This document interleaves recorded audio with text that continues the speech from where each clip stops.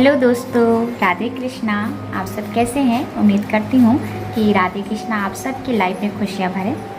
तो आज की मेरी कहानी है बुद्धिमान की परीक्षा।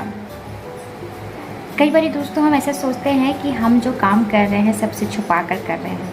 ये भूल जाते हैं कि एक भगवान तो देखते हैं, उससे भी ज़्यादा हम ये भूल जाते हैं कि हमारी अंतरात्मा जो है उस काम को देख रहा है कि हम क्या गलत कर रहे हैं, क्या सही कर रहे हैं। इसी से जुड़ी एक कहानी है बुद्धिमान। एक जो विद्यार्थी था बहुत बुद्धिमान था, उसकी कहानी है। चलिए वीडियो शुरू करते हैं। पहले आप जानते हैं कि जो हमारे पहले के लोग थे वो जब बच्चों को शिक्षा देने के लिए आश्रम भेज दिया करते थे गुरु के पास, और जब तक बच्चे 25 साल के नहीं हो जाते थे वो घर नहीं लौटते थे। ऐसे ही एक गुरु थे, राधे गुप्त नाम के गुरु थे, जिनके पास हजारों बच्चे पढ़ने जाते थे और 25 साल तक उनके पास पढ़ाई करने के बाद घर लौटते थे। उन्होंने बहुत दिनों तक पढ़ाई कराया था, बच्चों को शिक्षा दी थी। अब उनकी जो है ना उम्र हो चली थी। उनकी जो पत्नी है वो भी साथ छोड़ के चली गई थी, यानी कि उनकी मृत्यु हो चुकी थी। अब उनके पास एक उनकी पुत्री थी जिसकी चिंता उन्हें बहुत सताती थी कि कैसे अपनी बेटी की शादी करें। वो चाहते थे कि एक ऐसे लड़के से उसकी शादी हो, उसके लिए जो योग्य वर हो वो ऐसा हो कि बेशक उसके पास पैसे ना हो लेकिन उसके पास ये बुद्धि हो जिससे अपनी उनकी जो बेटी है उसका गुजारा कर सके। दिन रात वही सोचते रहते थे। फिर उन्हें एक बार दिमाग में उनके जो है एक आइडिया आया कि मेरे पास तो हज़ारों विद्यार्थी पढ़ने आते हैं, मेरे पास हज़ारों विद्यार्थी पढ़ने आते हैं, क्यों ना मैं इन्हीं में से किसी एक को अपनी बेटी के लिए योग्य वर चुन लूँ।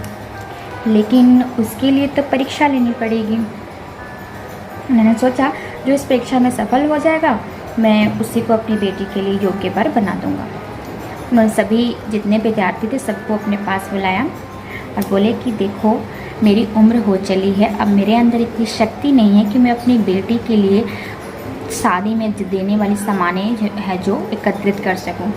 मैं चाहता हूं कि मेरी गुरु दक्षिणा में तुम लोग सभी मेरी बेटी के लिए एक एक सामान जो है इकट्ठे करो, चाहे आप चोरी कर कर ही लाओ, लेकिन हाँ एक शर्त है, ये चोरी करते समय कोई भी आपको देखना नहीं चाहिए।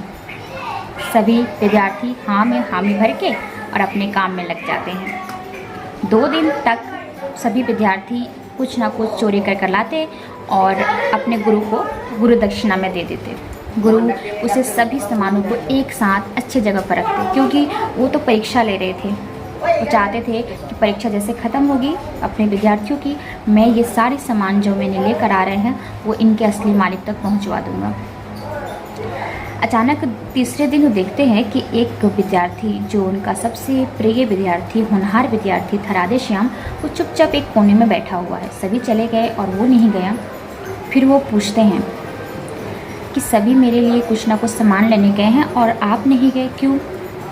विद्यार्थी बोलता है कि गुरुजी आपने ही तो कहा था कि जब हम चोरी करें तो कोई हमें देखे ना, लेकिन हमारी अंतर आत्मा तो हमें देख रही है, तो वो कैसे हो सकता है कि कोई नहीं देख रहा है?